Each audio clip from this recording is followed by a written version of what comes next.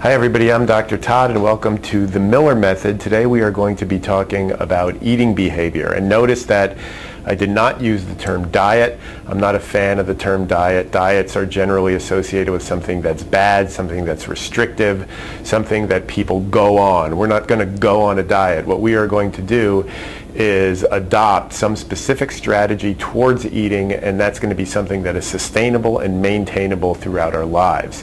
So in the past episodes, we've discussed metabolic rate, we've talked about exercise, we've talked about non-exercise physical activity, and now we can talk about eating behavior.